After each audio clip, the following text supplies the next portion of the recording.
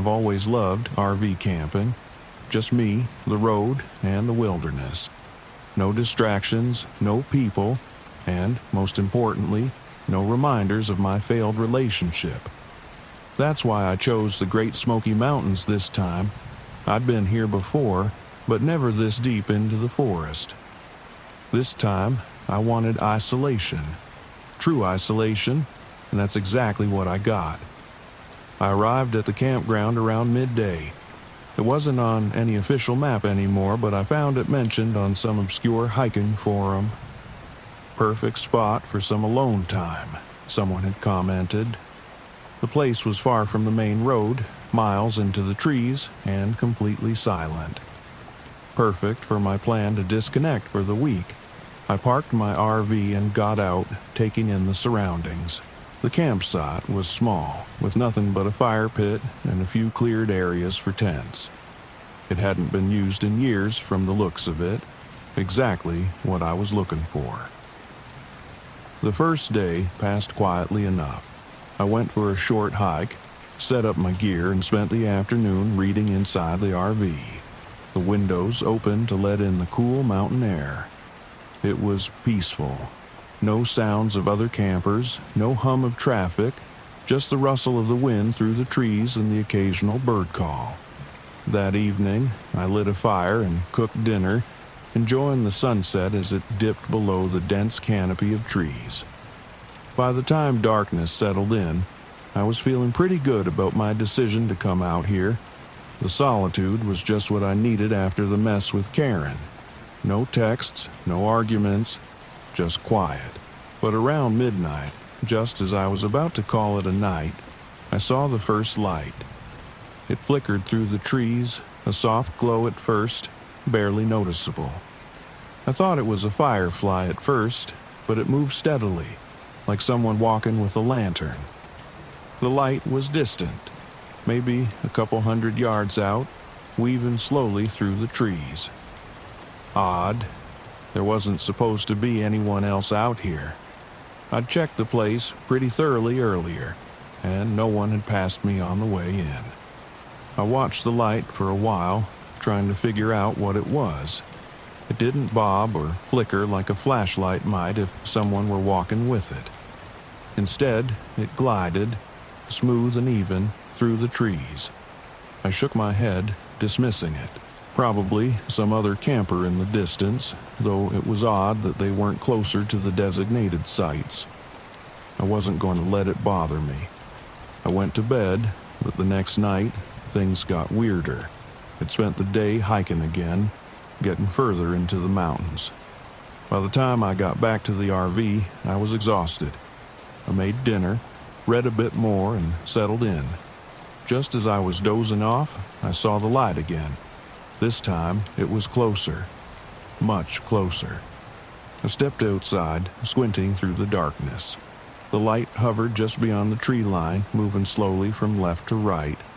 Again, I thought maybe it was another camper, though why they were wandering around at night like that, I couldn't figure out. I grabbed my flashlight and aimed it toward the source of the glow. The beam of light cut through the trees, but there was nothing there. The glow, whatever it was, vanished the moment my flashlight hit it. I blinked, confused, and swept the light back and forth. Still nothing. But when I turned the flashlight off, the glow returned, hovering just beyond the trees like it was waiting. "Who's out there?" I called out, but there was no answer. A cold shiver ran down my spine, and I went back inside the RV, locking the door behind me. I didn't know why I was so rattled. There was probably a perfectly logical explanation for it. Someone was just playing games, maybe, but something didn't feel right. I stayed up for a while, watching the glow from the RV window, but eventually exhaustion overtook me, and I fell into a restless sleep. The third day, things got worse. When I woke up, the RV's battery was nearly dead. My appliances were all flickering, and my phone, which had been fully charged the night before, was completely drained. That was impossible. I had the solar panels set up to keep everything charged. There was no reason for the battery to be so low.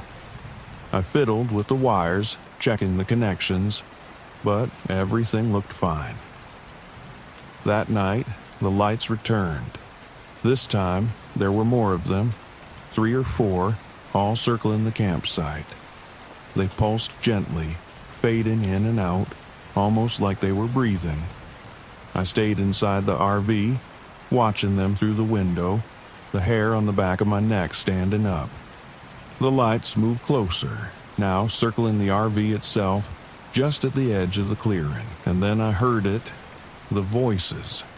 At first, it was just a soft murmur, like distant conversation, too faint to make out any words. But as the lights drew nearer, the voices grew louder, though still unintelligible. I couldn't understand what they were saying, but the tone, it wasn't friendly. The RV's power flickered again, the lights inside dimming for a moment before coming back on. I grabbed my flashlight, feeling a rising sense of panic. My logical brain was trying to convince me that this was just some kind of electrical interference, maybe some pranksters out in the woods, but deep down, I knew something was wrong. The next day, I decided I'd had enough. Whatever was going on here, I didn't want to find out. I packed up my gear, loaded everything into the RV, and turned the key. The engine wouldn't start. I tried again. Nothing. Come on, I muttered, turning the key over and over, but the RV wouldn't budge. The battery was dead, and without power, I was stuck. I checked the battery earlier, and it had been fine. Drained, but fine. Now it was completely shot. No juice, no nothing. I wasn't about to sit there waiting for those lights to come back. I grabbed my backpack, threw in some supplies, and set off on foot. The main road wasn't far, just a few miles, but as I walked, something strange happened. The trail I'd hiked the past few days didn't look the same. It twisted in ways I didn't remember. The trees thicker and closer together than they had been before. The landmarks I had mentally noted were gone. Worse still, every time I thought I was getting closer to the main road, I found myself back at the campsite. No matter how far I walked, the RV was always waiting for me, like I hadn't left at all. It didn't make any sense. I'd been careful to mark the trail and keep my bearings. I wasn't lost, but somehow I couldn't escape. The lights returned that night, even more of them now, glowing like ghostly lanterns in the trees.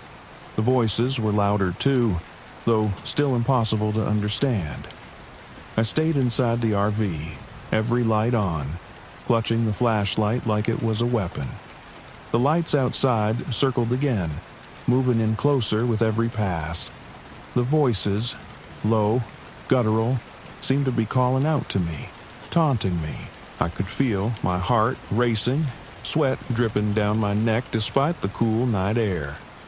The lights never touched the RV, but they came close, so close that I could see the shadows of figures within them. Human shapes, walking between the trees, flickering in and out of existence like mirages. "Stay calm, Mark," I whispered to myself, gripping the flashlight tighter. "It's just lights. Just lights." But I couldn't shake the feeling that those lights, those figures weren't just lights. They were watching me, and they wanted something. On the 5th night, I couldn't take it anymore. The lights had converged, surrounding the RV. The voices were louder now, almost deafening, and I could feel something pressing in from all sides. I stepped outside, my flashlight in hand, and finally, I saw them. The figures weren't just shadows anymore. They were people, or at least they had been. Their faces were blurred, indistinct, like they were smeared with fog, but their bodies were solid. They wore old camping gear, stuff that looked like it was from decades ago, torn and faded from time. They stood in the glow of the lights, staring at me, their mouths moving, though I still couldn't make out the words. I backed up, my heart pounding in my chest, but they didn't move. They just watched. I tried to speak, my voice cracking with fear. "What do you want?" One of the figures stepped forward, a man, his face obscured by the light. He raised a hand, pointing toward the woods, and suddenly I understood. They weren't here to hurt me. They were lost. They were the people who had disappeared here, campers like me, who had wandered into the wrong place and never found their way back. They wanted me to join them, to stay. "No," I whispered, shaking my head. "I'm not staying here." I turned and ran back into the RV, slamming the door shut behind me. I tried the ignition again, praying for a miracle, and this time the engine roared to life. I didn't wait. I threw the RV into gear and tore out of the campsite, speeding down the trail as fast as I could. The lights followed, glowing in the trees, but they couldn't keep up. As I reached the main road, they vanished, disappearing into the darkness. I didn't stop until I was miles from the park, far away from the lights and the voices and the lost souls of the Smoky Mountains. I don't know what I saw out there. I don't think I ever will. But I know one thing for sure. I'm never going back. Whatever's in those woods, it's better left alone. I've never backed down from anything. Not from a challenge, not from the elements, and definitely not from a little isolation. That's why I came out here, deep into the Black Hills, where I could spend a week hunting and camping with no distractions. No phones, no city noise, no people. Just me in the wilderness. The map I picked up at that old bookstore in Rapid City wasn't exactly up to date, but that's what appealed to me. It marked a remote area off the established trails, deeper into the forest than I'd ever gone before. Untouched land, prime for hunting, and more solitude than I could dream of. The guy at the counter said it was old, probably from the early 70s, but that was perfect. Nobody had been out there in a long time. I drove as far as the dirt roads would take me and parked the truck at the edge of the forest. The rest would be on foot. My gear wasn't much, just my tent, a hunting rifle, a knife, and enough rations to last me until I could catch some game. This was going to be a real survival experience. No frills, but it didn't take long for things to start going wrong. The hike in was rougher than I expected. The terrain was all steep hills and dense underbrush, nothing like the easier trails I'd taken before. My legs were burning by the time I reached the clearing I'd picked out from the map. I dropped my pack, wiped the sweat from my brow, and set up camp near a small stream. The sun was starting to set, casting long shadows through the trees. I sat by my campfire, listening to the crackle of the flames and the distant calls of wildlife. This was exactly what I'd needed, a break from everything. But something felt off. It started with little things. A chill ran through me, though the fire was warm and the breeze was barely noticeable. I chalked it up to exhaustion, but as I settled into my tent that night, zipping it up against the cool night air, I could have sworn I heard something moving outside, something heavy, maybe a deer, maybe bigger. I grabbed the knife from beside my sleeping bag and held it tight. I listened, my heart thudding in my chest, waiting for whatever it was to get closer. But after a few minutes of silence, I convinced myself I was just on edge. Too much time in the city had softened me up. Sleep didn't come easy, though. I drifted in and out, every sound waking me, twigs snapping, leaves rustling, that same heavy, deliberate movement just outside the tent. By morning, I was groggy but determined. This was my trip. I wasn't going to let a little nighttime paranoia ruin it. I had a whole week ahead of me, and I planned to make the most of it. I should have left then. If I'd known what was coming, I would have packed up and gone back to the truck. But I didn't know. I ignored the strange feeling, and that was my first mistake. The second day wasn't much better. I went out hunting in the early morning, hoping to bag something before the heat of the day set in. I found tracks, a good sign, and followed them for miles, rifle ready. But when I finally got a clear shot at a deer, the damn rifle jammed. Second-hand piece of junk. I cursed, fiddling with the gun, but by the time I cleared it, the deer was long gone. My frustration mounted, but I told myself it was no big deal. I'd hunt again tomorrow. The important thing was that I had the whole place to myself. No one to bother me. I could survive out here, equipment failures be damned. That night, though, things got worse. It was around midnight when I woke up to the sound of rustling outside again. This time, it was closer, right by my tent. I grabbed my knife, holding it tight, my pulse quickening. I waited, listening to whatever was out there move around the campsite. Then I smelled it. Smoke. I scrambled out of the tent, knife in hand, but what I saw froze me in place. My campfire, long extinguished hours ago, was smoldering, as if someone had recently tried to restart it. The wood I'd left in a neat pile had been scattered, and there were footprints, muddy, human-looking, but off. The toes were long, too long, and spread wide like a deer's hooves. My stomach churned, but I forced myself to think logically. Maybe someone else had wandered into the area, maybe a local. But no, that didn't make sense. I hadn't seen or heard anyone for miles. The strange footprints led away from the campsite, disappearing into the darkness of the woods. I stood there, my skin prickling, the weight of my knife suddenly feeling small and inadequate. I knew something wasn't right, but I couldn't bring myself to admit what I was thinking. It was just paranoia. It had to be. By the third day, I couldn't shake the feeling that something was watching me. Every time I turned around, I felt eyes on my back, but no one was there.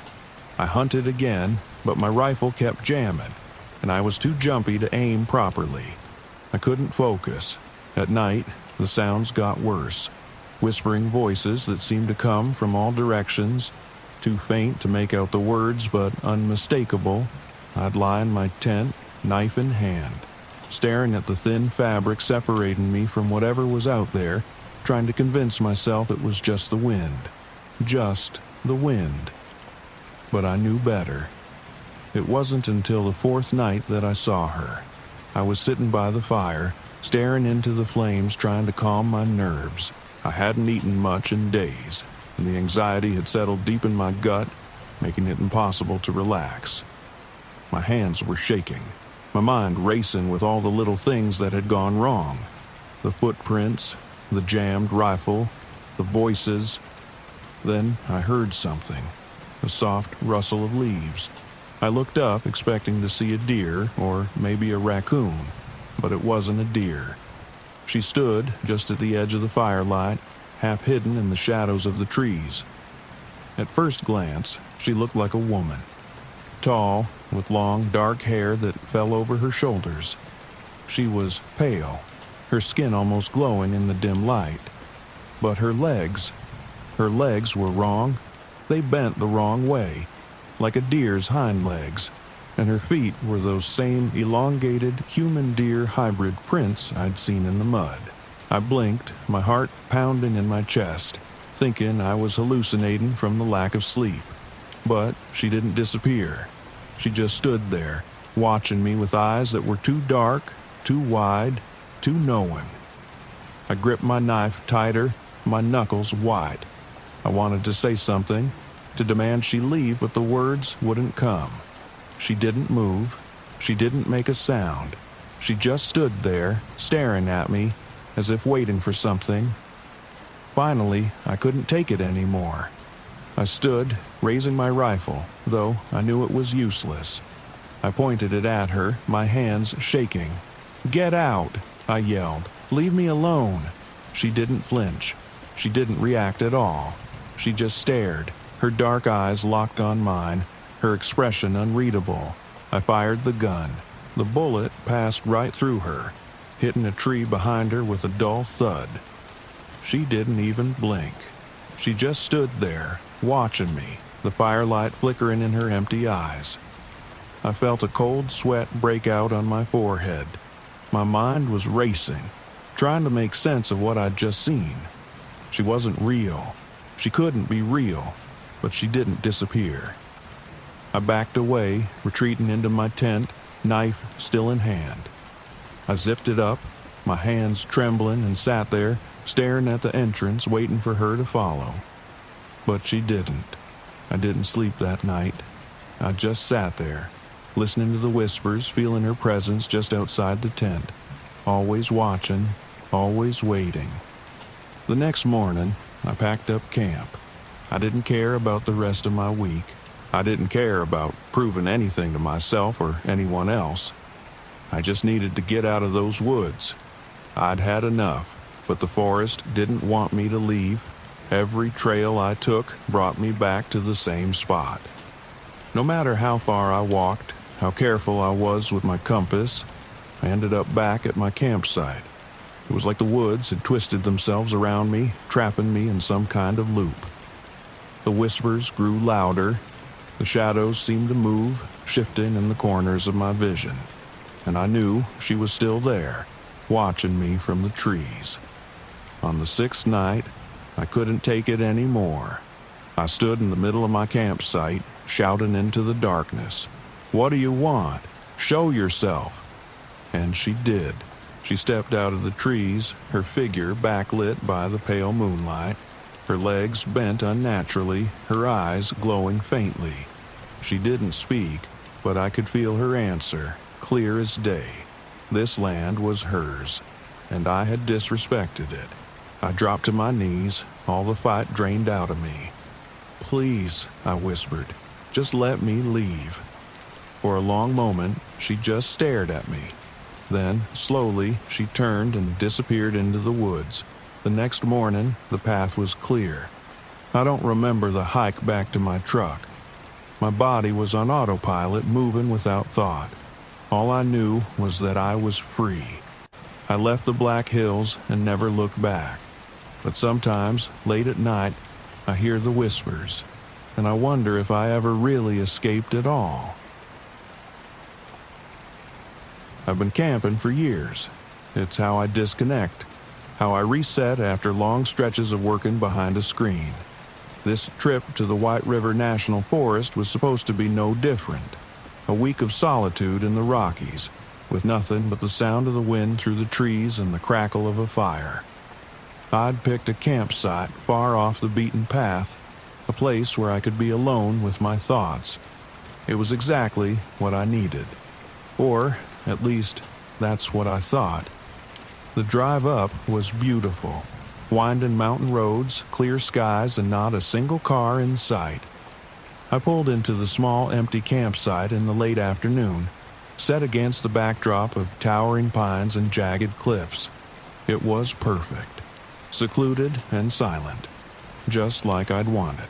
I parked my RV, stepped out, and took a deep breath of the cool mountain air. After a long week of work deadlines and constant notifications, the quiet was a relief. I spent the first evening setting up, organizing my gear, and building a small fire.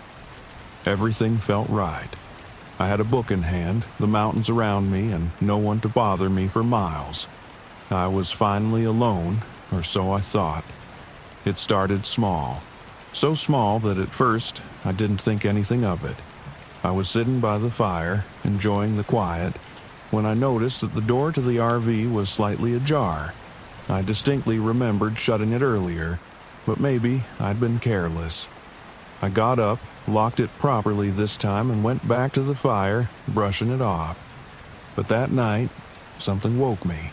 It was just past midnight, and I was lying in bed, half asleep, when I heard it. Soft footsteps outside the RV. It wasn't the sound of an animal rustling through the brush. It was deliberate, slow, like someone walking carefully around the vehicle. My pulse quickened. I listened, holding my breath, but the sound stopped just as quickly as it had started. I told myself it was nothing. Maybe it was just the wind or some animal scurrying around. I was overreacting, but it took a long time to fall back asleep after that. The next morning, the air felt different, heavier somehow. As I stepped out of the RV, a sharp chill ran through me, though the sun was already warm. I shook it off and decided to hike one of the nearby trails. After a few miles, I felt more at ease. The mountain air had a way of clearing my head, and by the time I got back to camp, I felt more like myself. But as I sat down to take off my boots, I noticed something strange. Things in the RV weren't where I'd left them. My flashlight, which had been on the counter, was now lying on the floor by the door. My hiking boots, neatly placed by the entrance, were askew. A small pack of trail mix I'd left unopened had been torn open and spilled across the table. I stood there, staring at the mess, trying to make sense of it. Had I done this last night and forgotten? No, that didn't make sense. I was meticulous with my gear. Things were always in their place. I cleaned up, feeling a little unnerved but trying to push it out of my mind. I told myself it didn't matter. I'd probably just been careless. But as the sun went down and the night settled in, the unease crept back. That night, the footsteps returned. This time, they were louder, more deliberate, circling the RV slowly, as if someone was pacing around the vehicle. I grabbed my flashlight, sat up in bed, and waited, heart pounding in my chest. I listened intently, straining to hear through the walls of the RV. The footsteps stopped. Then I heard it, the soft creak of the RV's door opening, just an inch or two. I bolted up, threw the covers aside, and rushed to the door. It was ajar again, but when I yanked it open, flashlight in hand, there was nothing. No one. Just the empty clearing and the whisper of the wind through the trees. My mind raced. Was someone messing with me? No, I was miles from the nearest road and I hadn't seen a single person since I'd arrived. I checked the door again, locking it firmly. I spent the rest of the night wide awake, sitting in the driver's seat with the flashlight resting on my lap, staring at the door, waiting for something to happen. But nothing did. By the third day, I was on edge. I'd barely slept, and the feeling that something was wrong weighed heavily on me. Everywhere I went, I felt eyes on me, though I was alone. The trees seemed closer than before, the shadows darker, the air colder. That afternoon, as I was sitting by the fire, I caught movement out of the corner of my eye. I turned, heart leaping into my throat, and saw something, or someone, inside the RV. Just a shadow, passing by the window. For a second, I froze, my mind racing. Had someone slipped inside? I rushed to the RV, flung open the door, and searched every corner. Nothing. The space was small, there was nowhere to hide, but something felt off. The air inside was cold, much colder than it should have been. I checked the window, and that's when I saw it. A thin layer of condensation, as if someone had been standing right there breathing on the glass. A chill ran through me, but I forced myself to stay calm. Maybe it was the altitude or the cold night air. I wasn't about to let a few strange noises and an overactive imagination ruin my trip. But deep down, I knew something was wrong. I wasn't alone anymore. Something else was here. That night was the worst yet. The footsteps came back, louder than before, pacing around the RV like a restless animal. Then the creaking started, the unmistakable sound of someone walking inside, moving from the kitchen area toward the bedroom. My hands were shaking as I grabbed the flashlight, but this time I didn't get up. I couldn't move. I just sat there, frozen in my bed, listening as the footsteps grew closer. My heart pounded in my chest, my breath shallow and quick. Then, just as the footsteps reached the edge of the bed, they stopped. Silence. The air was thick, heavy, and in that silence I heard it, the faintest sound of breathing. It wasn't mine. I turned slowly, shining the flashlight into the darkness, and there, beside me, was an imprint on the bed, like someone had been lying there, right next to me. I leapt up, my mind screaming, but when I looked again, the imprint was gone. The bed was smooth, undisturbed. That was it. I couldn't stay here another night. I grabbed my things, stuffed them into my backpack, and decided to leave first thing in the morning. But when morning came, my plans fell apart. The RV wouldn't start. I turned the key over and over, but the engine refused to turn over. It was dead. I checked the battery, the cables, everything, but it was no use. The RV wasn't going anywhere. I grabbed my backpack and decided to hike out, but after hours of walking, I found myself right back where I started, standing in front of the RV. The forest had twisted around me, leading me in circles. Panic set in. No matter how far I walked, I couldn't escape. By the time night fell again, I was completely unraveling. The footsteps returned, louder than ever, and this time the door to the RV flew open on its own. The lights flickered violently, casting long shadows across the walls. I could hear the breathing again, closer this time, like someone was standing right behind me. Then, in the dim light of the RV, I saw it. A figure, a man, translucent and pale, standing in the doorway. He didn't move, didn't speak. He just stood there, watching me. His face was blurred, indistinct, but I could feel his eyes on me, cold and empty. I stumbled back, my heart racing, but before I could move, he vanished. I don't know how I got through that night. I don't even remember sleeping.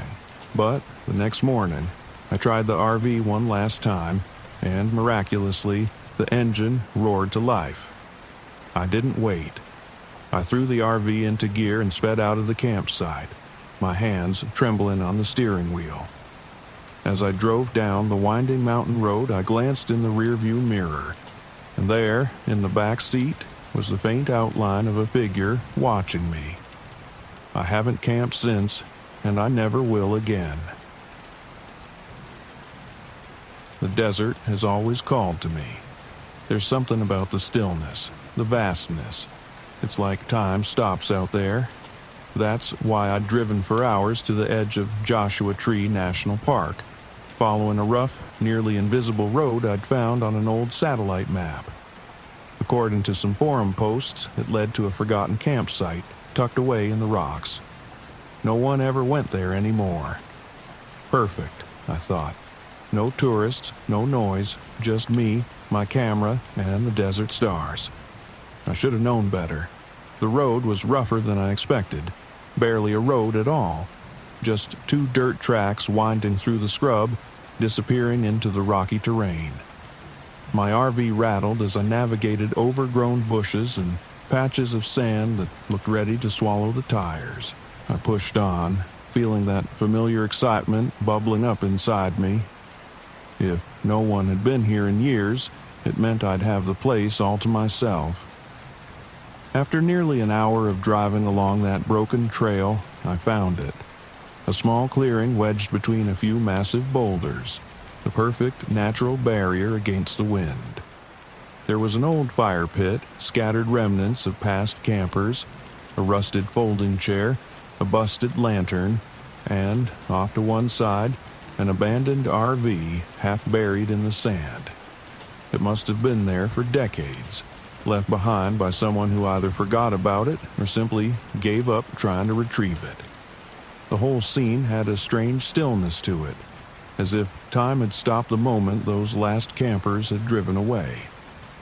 I parked my RV in the clearing and stepped out into the desert air. The silence was the first thing that hit me.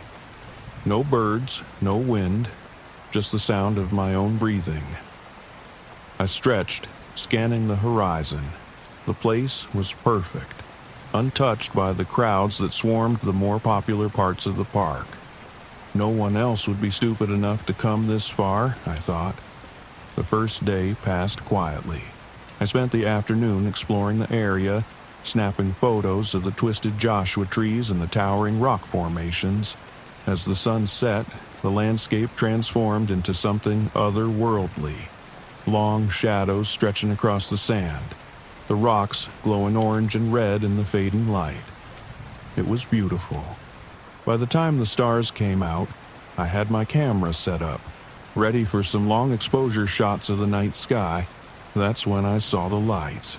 At first, I thought it was just the reflection of my own campfire in the distance. But no, the lights were moving, flickering. They darted between the rocks, sometimes close, sometimes far, but always erratic, like they didn't belong to a person carrying a lantern. No hiker moved like that. I sat there, watching the lights for a while, wondering if maybe they were flashlights from other campers I hadn't seen earlier. But that didn't make sense. No one else had been on the road, and I was sure I was the only one out here. I grabbed my binoculars and scanned the horizon, but the lights blinked out before I could get a good look. Just some weird optical illusion, I muttered to myself, though I couldn't shake the uneasy feeling that something was off. The next morning, I felt it again. That strange stillness. The air was too quiet. No birds, no insects, nothing. I chalked it up to the desert. Maybe that was just how things were out here. But as I packed up my gear to hike further into the rocks, I couldn't ignore the creeping sense that I was being watched. About a mile from camp, I stumbled upon something unexpected. Carved into the rocks were strange symbols, ancient looking, like something you'd see in a cave painting. They were crude but deliberate, etched deep into the stone. Circles, lines, and what looked like figures. I wasn't an archaeologist, but I knew enough to realize these weren't random scratches. Someone, or something, had made them a long time ago. I snapped a few pictures, my curiosity piqued. Maybe this spot had some history that I didn't know about. Maybe the road wasn't just forgotten, but deliberately erased from the maps. That thought made me pause, but I pushed it away. It didn't matter. I was here for the photos, not to unravel some local mystery. That night, the lights came back. I was setting up for another round of star photography when I saw them again, flickering in the distance. But this time, they were closer, much closer. They moved between the rocks with an eerie fluidity, faster than before, and now they seemed to pulse like they were alive. I stood there, frozen, trying to make sense of what I was seeing. But the more I watched, the more I realized these weren't flashlights. They weren't from any other campers. They couldn't be. I grabbed my camera and tried to capture the lights, but no matter how hard I focused the lens, the photos came out wrong. Blurry, distorted, like the camera couldn't process what it was seeing. That's when the whispers started. Faint at first, like wind rushing through a canyon. But there was no wind. The air was still. The whispers grew louder, more distinct, though I couldn't make out any words. Just voices, low, fragmented, and coming from all directions. A chill ran through me. I shut off my camera and went back to the RV, locking the door behind me. I sat in the driver's seat for a while, staring out into the darkness, waiting for the lights to come closer. But they didn't. They just hovered at the edge of the rocks, pulsing softly. That night, sleep didn't come easily. The whispers continued, and though they never got close, they never stopped either. I lay there, staring at the ceiling, trying to ignore the growing sense of dread. But deep down, I knew something wasn't right. I wasn't alone out here. By morning, I'd made up my mind to leave. Whatever was happening out here, I didn't want any part of it. I packed up quickly, threw my gear into the RV, and started the engine. Or, at least I tried to. The RV wouldn't start. I turned the key again and again, but the engine just sputtered and died. I checked the battery, the fuel lines, everything I could think of, but nothing worked. Panic started to set in. I was stranded, miles from the main road with no cell signal and no way to get help. I grabbed my backpack and decided to hike out, hoping to find the road on foot. But no matter how far I walked, the road wasn't there. The path I'd driven in on, the one that had been so clear just yesterday, was gone. The landscape had shifted, the familiar landmarks twisted, and I found myself walking in circles, always ending up back at the campsite. By dusk, I was exhausted, mentally and physically. I collapsed by the fire pit, staring at the abandoned RV on the edge of the clearing. That's when I noticed it, a faint glow coming from inside the old, rusted shell. I stood, my legs shaky, and approached it. The air inside the RV was thick with dust and decay, but in the dim light, I saw something that stopped me cold. Photographs, dozens of them, scattered across the floor and pinned to the walls. Old, faded photos of campers, some smiling, some in mid-action, but all with something wrong. Their faces were blurry, distorted, and in the background of each photo were the lights. The same lights I'd seen flickering in the desert. My breath caught in my throat. These weren't just campers. These were people who had been here, trapped like me, and whatever had taken them had left these behind as a warning.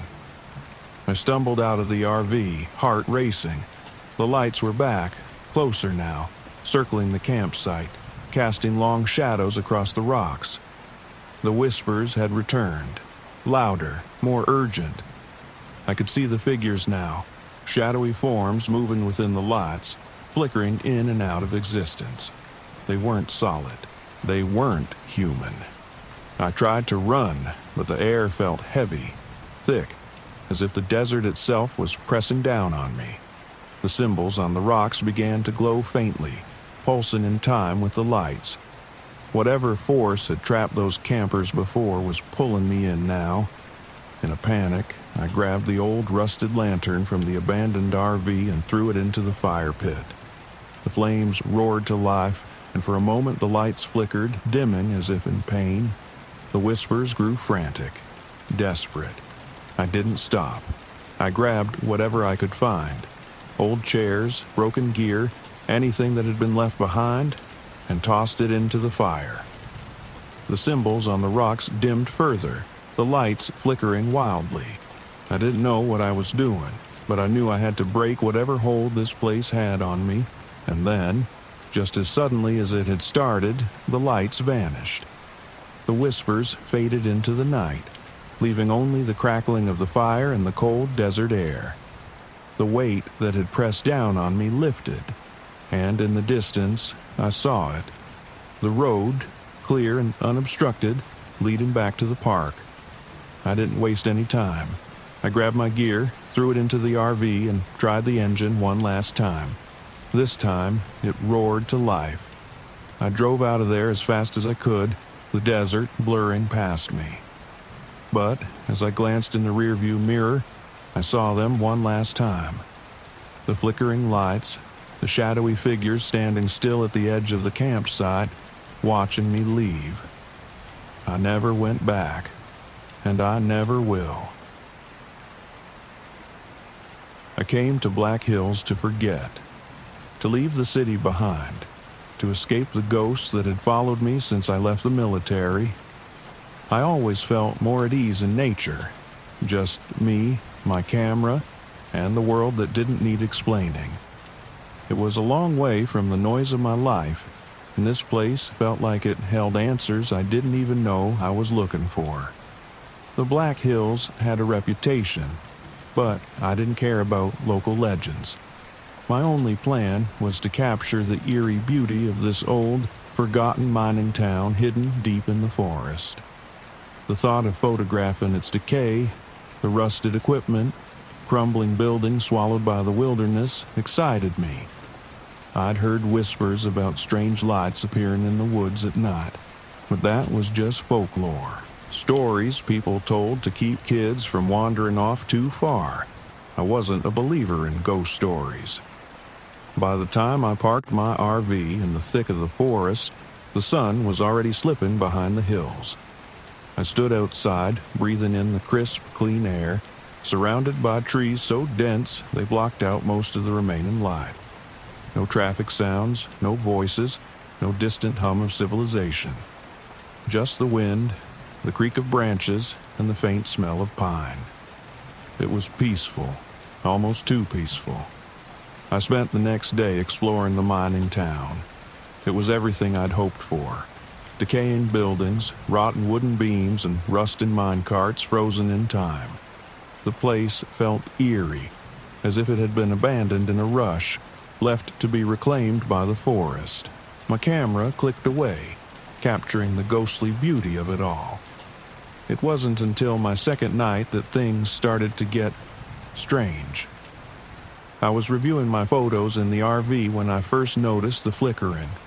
At first, I thought it was just a glitch in the lights, maybe a wiring issue. The RV wasn't new, and I wasn't exactly great with electrical work, but the flickering grew worse, more insistent. Then the lights cut out completely, plunging me into darkness. I grabbed my flashlight and stepped outside, thinking maybe I could check the battery. That's when I saw it, the first light. It hovered just above the treetops, about 100 feet away. At first, I thought it was another camper's lantern or maybe a firefly, but it was too big for that. It moved slowly, almost lazily, flickering in and out.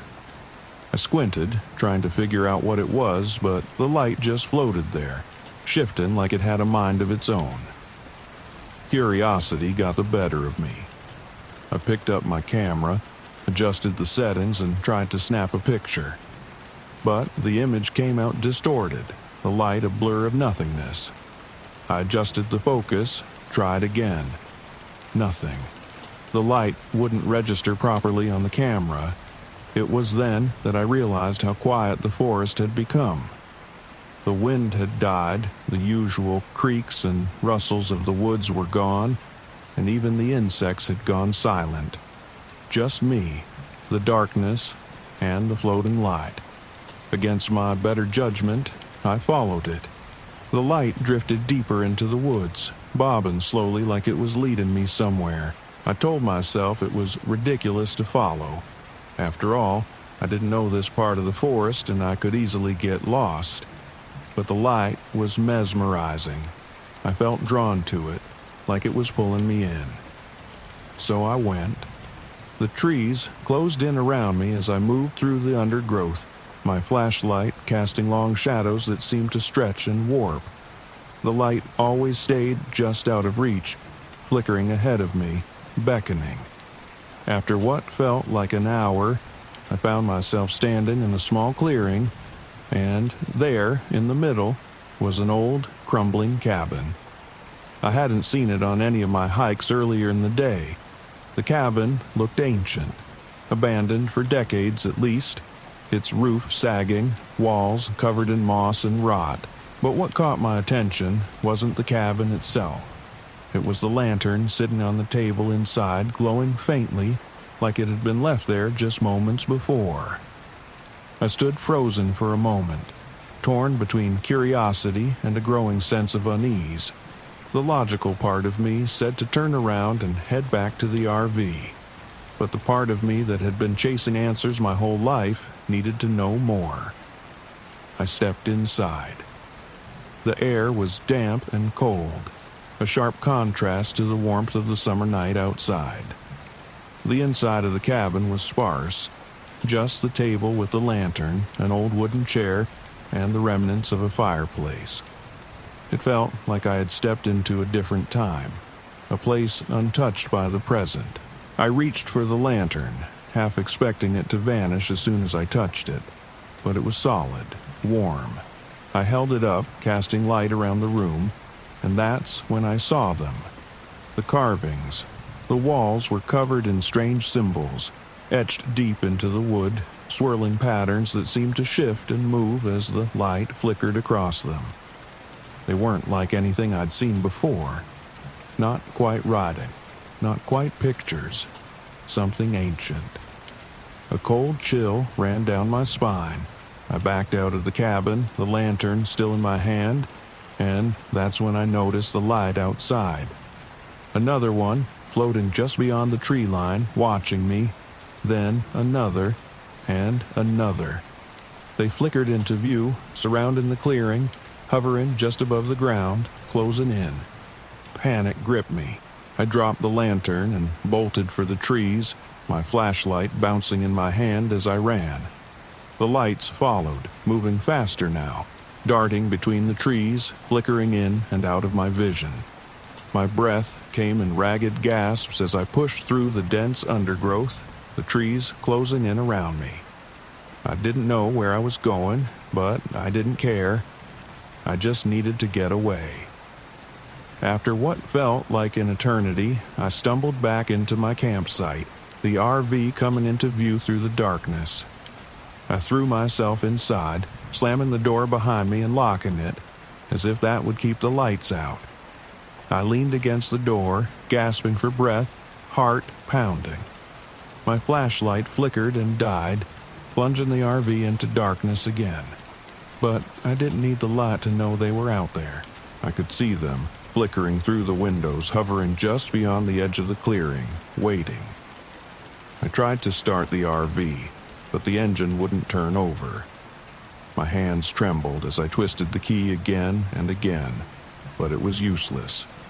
The lights moved closer, surrounding the vehicle, their glow casting eerie shadows across the trees. I sat in the driver's seat, paralyzed. I couldn't leave, and I couldn't stay. I was trapped. Then I remembered something. A conversation I'd had with an old man at a gas station on my way here. He had asked where I was headed, and when I mentioned the abandoned mining town, he had warned me, his voice low and serious. Watch for the lots. If they come for you, leave something behind. Show them respect, and maybe they'll let you go. At the time, I had shrugged it off as superstition. But now I was willing to try anything. I grabbed my camera, my most prized possession, and opened the door just a crack. The lights hovered outside, brighter now, closer. I stepped out, hands shaking, and placed the camera on the ground in front of the RV. "I'm sorry," I whispered, my voice barely audible over the pounding of my heart. I didn't mean to disturb anything. For a moment, nothing happened. The lights flickered, drifting closer, and I thought maybe it was too late. Maybe they wouldn't let me go. Then, slowly, the lights began to fade. One by one, they blinked out, disappearing into the darkness. The air around me felt lighter, the oppressive weight lifting. I didn't wait to see if they would come back. I climbed into the RV, turned the key, and this time, the engine roared to life. I drove out of Black Hills as fast as I could, not looking back. As I left the forest behind, the sky beginning to lighten with the first hints of dawn, I realized that not every mystery needed to be solved. Some things, some places, were meant to stay hidden, and I would never follow the lights again. I should have known something was wrong the second I stepped out of the RV. The forest around me felt too still, the kind of stillness that makes you question whether the world itself is holding its breath, waiting for something to happen. But I brushed it off. I was in the middle of the Sawtooth National Forest, miles from any other campers or hikers. This was exactly what I wanted. Complete isolation. This place was going to make for the perfect series on my channel. Unmarked Trails, I'd call it. A deep dive into forgotten paths. Places people were too afraid to explore. And this one, it had all the elements of a viral video. No one knew much about the unmarked trail I was hunting. Only vague rumors of hikers disappearing and whispered stories of something called the Collector. Something about that name intrigued me. I wasn't one to believe in folklore or ghost stories, but my audience loved them, and that's what mattered. The first 2 days passed uneventfully.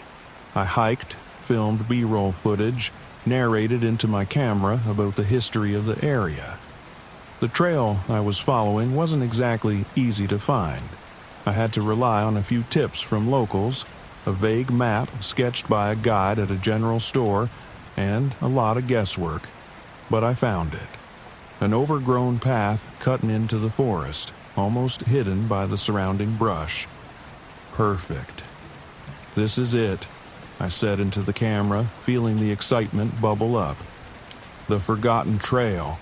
I spent that afternoon hiking along it, deeper into the wilderness than I'd planned. Time got away from me, but the sun was still up, casting golden light through the canopy. I knew I had to head back to camp soon, but the trail kept pulling me further. I wanted more footage, more content for the channel. By the time I returned to my RV, dusk was settling in. I set my gear down, sat by the fire I'd built earlier, and reviewed the footage. That's when I noticed it. In the background of one of my shots, there was something. A figure standing just at the edge of the trees. It was faint, barely visible, but definitely there. A tall, shadowy outline watching me. I rewound the clip, zooming in. But when I played it back again, the figure was gone. Just trees. The hairs on the back of my neck stood up. I had been alone all day, hadn't I? It's nothing, I muttered to myself, shaking off the creeping unease. Probably a glitch in the camera, some kind of light distortion. I'd seen that before, but even as I tried to rationalize it, my eyes kept drifting back to the tree line, scanning for movement.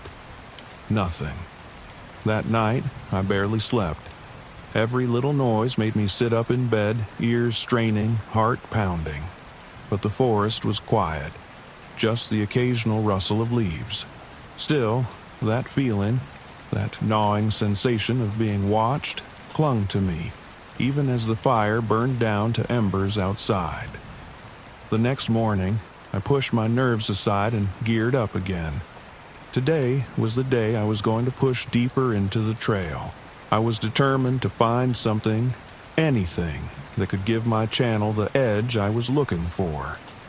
I packed my camera, drone, and enough supplies to last until nightfall. As I set off, something felt different. The forest had taken on an oppressive quality, the air heavier, the light dimmer. The trail seemed to have changed too. The trees growing closer together, the undergrowth thicker.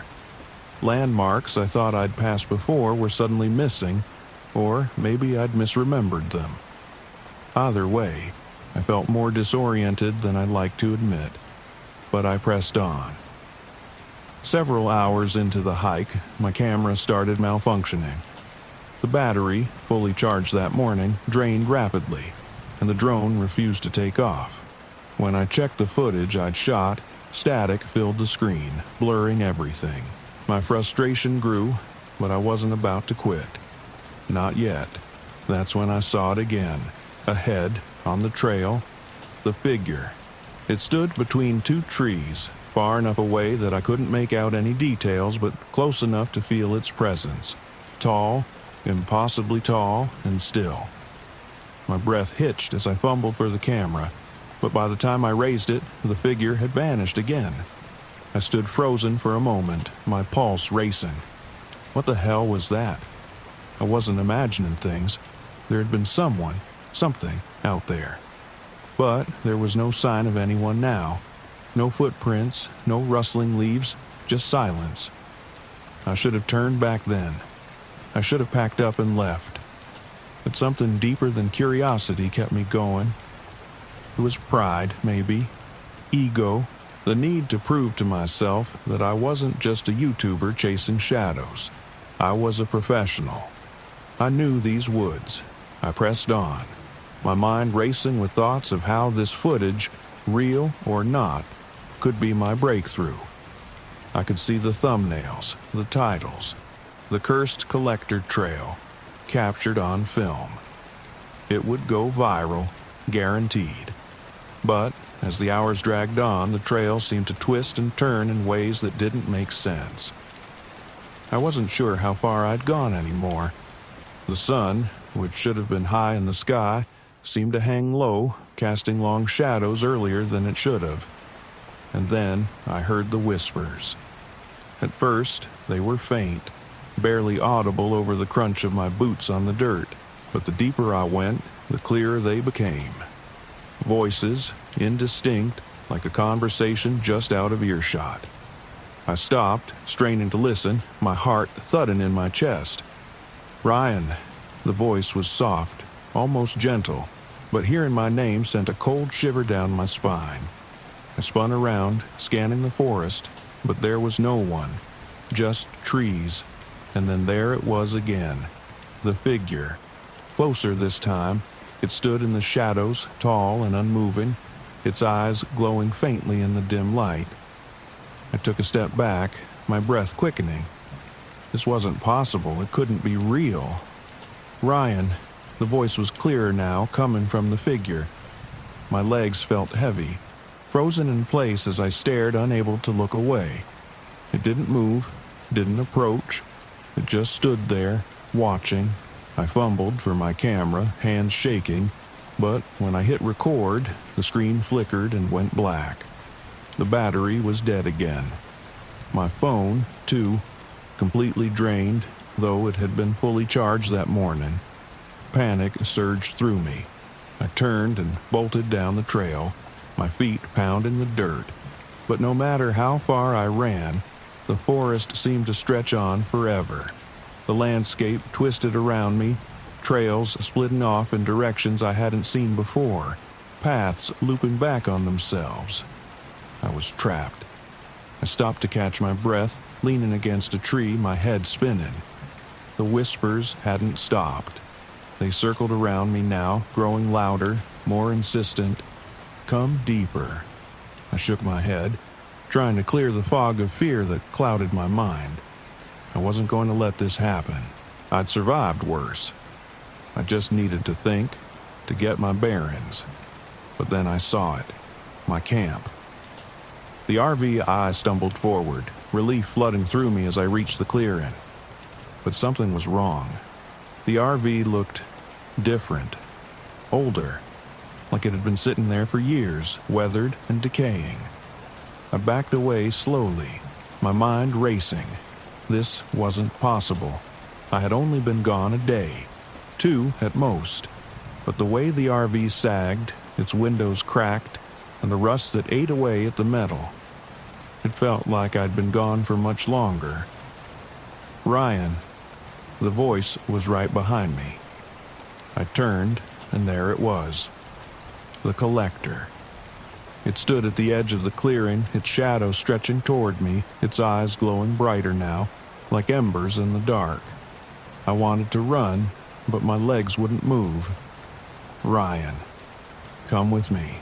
The collector's voice was a low whisper, soft and inviting, pulling at me, urging me to follow. It took a step forward, and I could feel its presence, heavy and cold, as though the very air around me had thickened. "No," I choked out, my voice barely audible. The collector's eyes burned into me, its shadow growing longer, reaching out. I stumbled backward, finally breaking free of the paralysis that gripped me. Without thinking, I turned and ran, my legs burning as I sprinted into the trees, away from the RV, away from the trail. The forest seemed to close in around me, the trees twisting and shifting as I ran. I didn't know where I was going, just that I had to get away. The whispers followed me, echoing in my ears, growing louder and louder until they became a roar. But I kept running, pushing through the exhaustion, the fear, the disorientation. I didn't stop until the first light of dawn broke through the trees. And when I finally did, I realized I had made it out. The forest was still behind me, the whispers gone, the collector nowhere in sight. I was alive, but I didn't feel relief, only emptiness. I left the Sawtooth National Forest that day, my RV abandoned where it had been claimed by the forest. I never posted the footage. There was nothing to show anyway, just static, shadows, and whispers, and sometimes, late at night, I can still hear the collector calling my name, waiting. It was still dark when I arrived at Devil's Tower, the silhouette of the monolith rising above the horizon like a jagged, alien structure. The first light of dawn barely touched the sky, but the outline was unmistakable. This place had always felt otherworldly, as if it didn't belong to the same earth the rest of us walked on. I parked the RV in the farthest corner of the campground, away from the few other visitors scattered throughout the park. I wanted isolation. Needed it, actually. After months of losing myself in work and failing to fix my crumbling marriage, I thought this trip might offer me some clarity. If nothing else, I had my research to keep me focused. Legends of Devil's Tower had fascinated me for years, but one in particular always stuck out. The legend of the Watcher. Native tribes in the region spoke of a spirit that guarded the tower, a being that offered ancient knowledge to those who sought it, but demanded a steep price in return. As a history professor obsessed with ancient folklore, I couldn't resist the lure of that story. I had come to Wyoming to dig deeper into those legends, hoping to uncover something, anything, that might be hiding in the shadows of the tower. I stepped out of the RV, the crisp morning air biting at my skin. The towering spires of pine trees loomed around me, creating an unsettling sense of isolation. I unpacked my gear, set up camp, and grabbed my notebook. The plan was simple. Hike around the base of the tower, take some notes, and maybe, just maybe, find something that would finally make all the pieces click. As I set out toward the trail that led to the tower, I passed an older man in a park ranger uniform, grizzled, with deep lines etched into his face. His eyes were sharp, though, alert in a way that made me feel like he saw more than the average person. "Mornin'," he said, tipping his hat. "Mornin'," I replied, glancing briefly at his name tag. "Tom, you here for the sights or something else?" His tone was casual, but there was an edge to it. I hesitated. "Research, mostly. I'm looking into some of the old Native American stories about the tower." He nodded slowly, his gaze flicking toward Devil's Tower. "The Watcher, huh?" I stopped. I hadn't mentioned that specific legend. He chuckled softly. "Everyone comes looking for something, but you do well to leave the Watcher alone, son. Some things don't like being disturbed." I tried to brush off his warning with a nervous laugh. "You don't really believe that, do you?" Tom didn't smile. "Doesn't matter what I believe, just be careful. People who go digging too deep around here sometimes find more than they bargained for." With that, he turned and walked back toward the ranger station, leaving me standing there with a pit forming in my stomach. I told myself it was just local superstition, the kind of thing park rangers said to spook tourists. But as I turned my eyes back to the tower, the weight of his words lingered. By midday, I was deep into my hike, circling the base of the tower, taking notes on the surrounding landscape.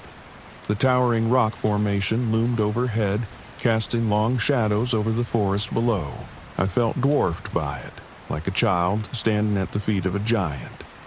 That's when I noticed the eyes. At first, I thought it was a trick of the light, a glimmer of sunlight catching on something in the trees. But then I saw them again, faint, glowing orbs between the branches.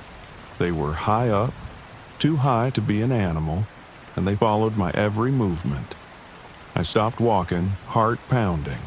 The eyes didn't blink, didn't move, just hovered there, watching. I wanted to dismiss them as some kind of wildlife, but I couldn't shake the feeling that there was something more behind them, something intelligent. Forcing myself to continue, I kept walking, occasionally glancing over my shoulder to see if the eyes were still there. They were, always just far enough away to keep me wondering, but close enough that I could feel their presence. When I finally made it back to camp, the unease hadn't left me. I sat by the RV, trying to write in my notebook, but my mind kept drifting back to the eyes in the trees. The way they'd followed me, never straying too far, but never coming closer either. The sun dipped below the horizon, casting the campground in shadow. The tower loomed in the distance, a dark silhouette against the purple sky. The fire I'd started crackled weakly, the flames flickering as if they, too, were uncertain about staying here. I tried to convince myself it was nothing. I was a rational man, after all, a professor, a skeptic, but as the night wore on, that skepticism started to feel more like denial. The wind rustled through the trees, and the fire guttered low. Then, just as the last light of the day faded, I heard it. A whistle. It started softly, almost like the wind, but it was too distinct, too deliberate. A single, drawn-out note that drifted through the trees, seeming to come from everywhere and nowhere at once. I stood, scanning the darkness, the fire casting faint light around the camp. "Hello?" I called, though I wasn't sure what I expected to hear in return. The whistle came again, sharper this time, closer. I grabbed my flashlight and swung the beam into the trees, but there was nothing. No movement, just the oppressive stillness of the forest. The whistling stopped, leaving behind a silence that felt heavier than before. I sat back down, but sleep didn't come easily that night. Every creak of the RV, every rustle of the trees made me bolt upright, expecting to see those glowing eyes or hear that eerie whistle again. I told myself it was just my imagination, just nerves from being out here alone, but the uneasy feeling stuck with me, settling deep in my bones. The next day, I set out again, hoping to shake the paranoia that had settled over me. I hadn't gone far when I ran into Julie, a solo traveler I'd briefly noticed the day before. She was standing at the edge of the trail, staring up at Devil's Tower, a strange look on her face. "Beautiful, isn't it?" she said as I approached, though her tone didn't match her words. There was something off about the way she spoke, like her mind was somewhere else entirely. "Yeah," I replied. "I've been hiking around, looking into the old legends, about the Watcher." She turned to me, a slow smile spreading across her face. "The Watcher. You're looking for it?" I nodded, uneasy. "It's just research." Julie's smile widened, but it didn't reach her eyes. "The Watcher doesn't like to be found, It watches, but it doesn't want to be seen." I opened my mouth to respond, but the words stuck in my throat. Something about her was wrong. She seemed too calm, too knowing. The way she stared at me made my skin crawl. Before I could say anything else, she turned and walked back toward her campsite, leaving me standing there, heart pounding for reasons I couldn't explain. That night, the whistling returned. Louder this time, persistent. I sat by the fire, gripping my flashlight, eyes darting between the trees. The whistle circled the campsite, moving closer, then further away, like it was testing me, toying with me. Then, just beyond the flickering light of the fire, I saw him. A figure, tall and gaunt, standing at the edge of the woods. His face was pale, hollow-eyed, and his mouth pursed as the tuneless whistle drifted from his lips. My throat tightened. "Who are you?" The figure didn't answer. He just stood there, whistling that same eerie note. My chest tightened with a sudden surge of panic. I stumbled back toward the RV, tripping over a rock and falling to the ground. When I looked up, he was gone. I scrambled inside, locking the door behind me, the sound of my breath too loud in the confined space. The next morning, I found footprints around the campsite, small indentations in the dirt leading in circles around the fire. They hadn't been there before. On the final night, I couldn't take it anymore. The dreams of Devil's Tower had become unbearable. nightmares of the stone pulsing, breathing like a living thing.